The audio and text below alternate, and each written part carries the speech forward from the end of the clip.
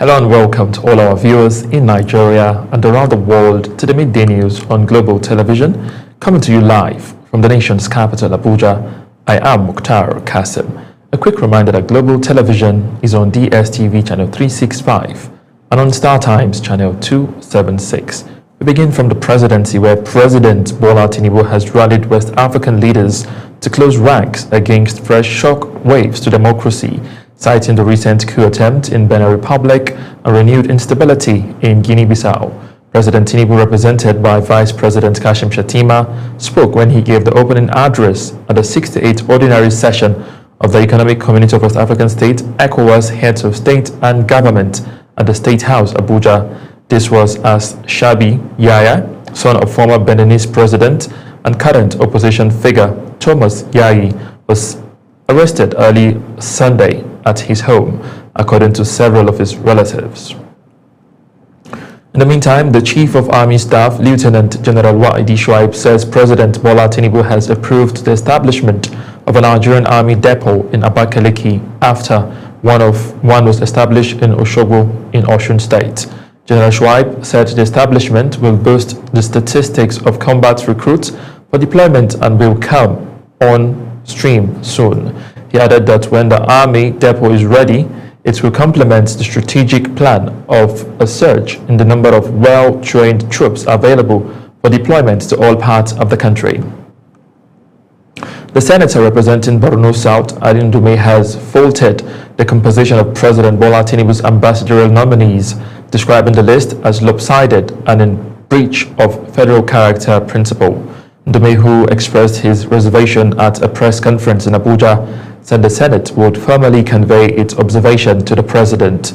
The Borno federal lawmaker also explained why he ultimately joined his colleagues on the Senate Committee on Foreign Affairs to screen the nominees, despite earlier urging President Bola Tinubu to withdraw the list over concerns of imbalance. And now to electoral matters, where the Independent National Electoral Commission (INEC) has commenced online accreditation for journalists and media organizations that intend to cover the 2026 Federal Capital Territory Area Council elections scheduled for Saturday, February 21, 2026.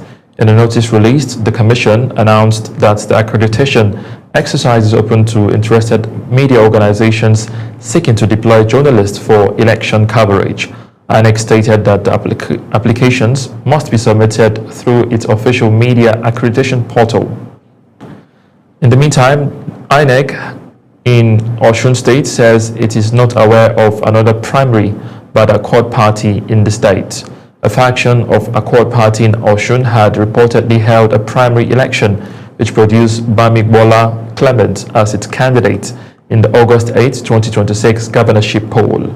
The first primary comes days after an earlier one last Wednesday, which produced Governor Ademola Adeleke as Accord Party's governorship candidate for next year's election.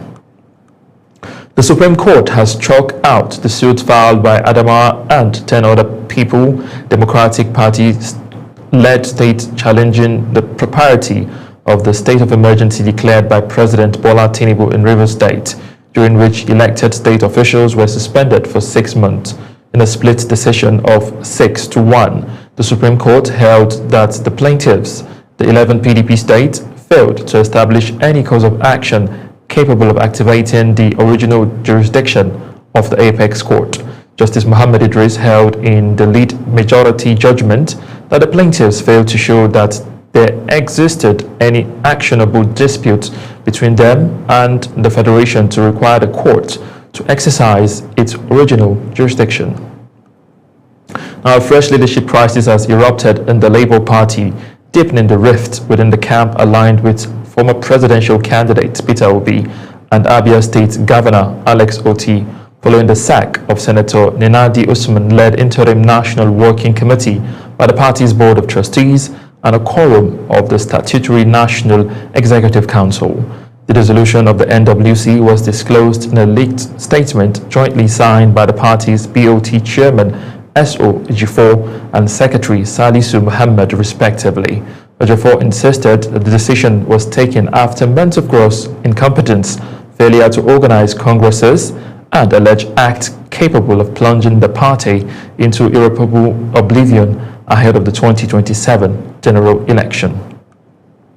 And now to Borno State, where the government has postponed the presentation of its 2026 budget, earlier scheduled for Monday, December 15, before the State House of Assembly. The postponement was announced in a statement issued by the Commissioner for Information and Internal Security, Professor Usman Taro. The government said a new date for the presentation of the 2026 appropriation bill will be communicated at a later time.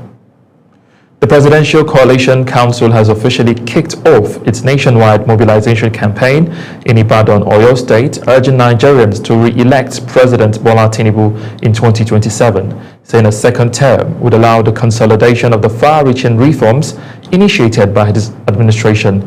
The call was made by the National Coordinator of the PCC, Abiodun Falake, during the launch of the council and a sensitization program on the policies of the Tinubu administration held at the Christ Apostolic Church Grammar School, Adeshola, Ibadan.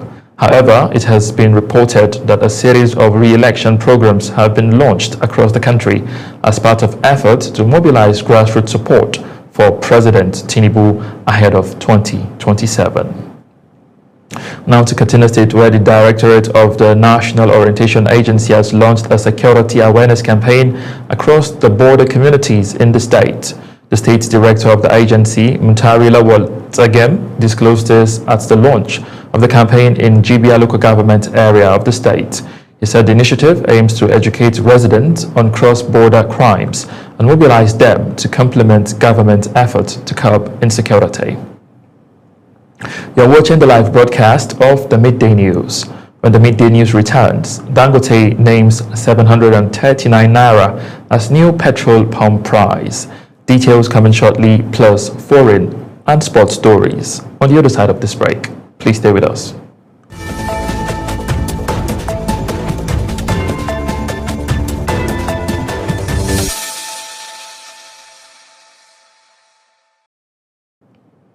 Yeah, welcome back from that break, and if you're just tuning in, this is the live broadcast of the Midday News on Global Television, coming to you live from the nation's capital with Mukhtar Qasim.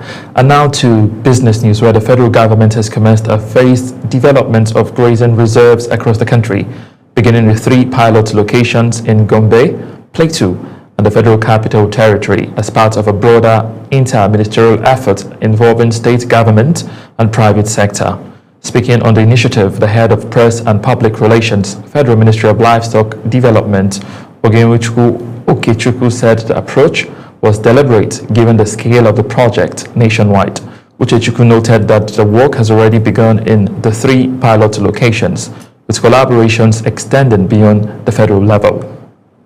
Still talking business, barring any last-minute changes, MRS and other partners of the Dangote Petroleum Refinery are set to begin selling petrol at 739 Naira per litre. This comes 2 days after the refinery slashed its petrol gantry price from 828 Naira to 699 Naira per litre.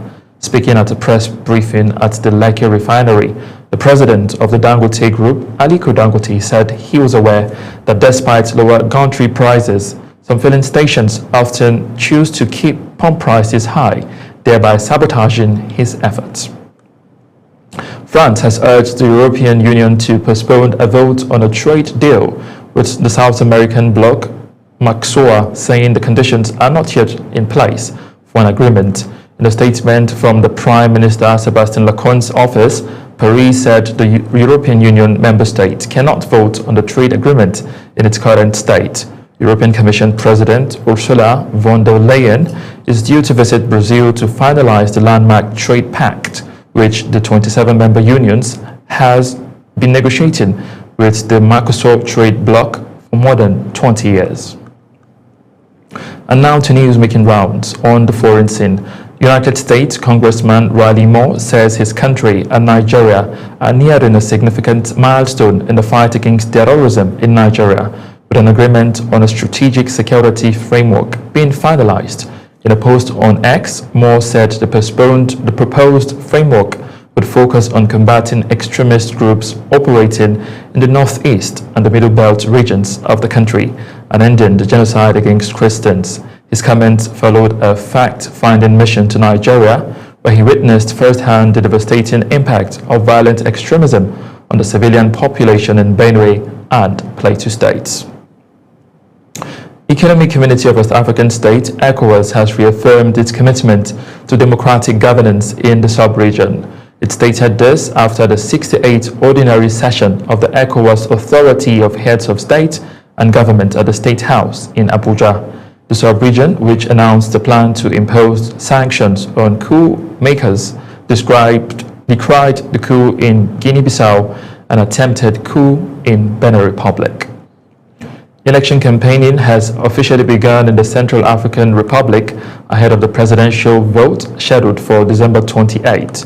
Incumbent President Faustin Archange Touadera launched his campaign at Bangai's Omnisport Stadium, where he addressed thousands of supporters. Returning from the town of Sibut, where he had earlier kicked off his re-election bid, Touadera was greeted by an enthusiastic crowd. Ukraine's President Volodymyr Zelensky has indicated that Kyiv is prepared to drop its long-held ambition of joining NATO in exchange for Western security guarantees, as he held meetings with United States envoys and European allies in Berlin. The talks came amidst pressure from the United States President Donald Trump to reach a settlement. Ahead of the talks, Zelensky described the proposal as a concession by Kyiv, after years of pressing for NATO membership as the strongest deterrent against future Russian attacks, noting that the United States, European partners, and other allies could instead provide legally binding security guarantees. Now to Australia, where Prime Minister Anthony Albanese has called a shooting at Sydney's Bondi Beach an act of evil anti-Semitism and terrorism. Our correspondent Edikan Michael tells us more. That report will be brought to you in our subsequent bulletin. And now to the exciting world of sport, where 3 times African champion Nigeria have begun preparations for the 2025 Africa Cup of Nations, with a few players arriving early for their 5-day training camp in Egypt. The 2025 AFCON will be staged in Morocco from December 21, 2025 to January 18, 2026. The Super Eagles open camp 7 days before the start of the tournament and 3 days ahead of their unofficial pre-tournament friendly against Egypt's Pharaohs. In another development, no fewer than 10 players have reported to the Super Eagles camp as preparations begin for the 2025 African Cup of Nations. The Super Eagles camp officially opened on Sunday at the Renaissance Hotel, Cairo, with all coaches and backroom staff already in attendance ahead of the tournament. Still talking sports, Nigeria has won the gold medal in the women's beach volleyball event at the African Youth Games in Angola after a commanding straight-set victory over Egypt. President of the Nigeria Volleyball Federation, Musa Nimrud, praised the players for their display and said the victory carried added significance following Nigeria's absence from 2 recent championships in Qatar and Australia. Nimrud said the results reflected the country's rising status on the continental stage. And that's it on the Midday News. A quick reminder that Global Television is on DSTV channel 365 and on StarTimes channel 276. Kindly follow us across all social media platforms now showing on your screen using our Global TV NG. I am Mukhtar Qasim. Saying a very big thank you for watching.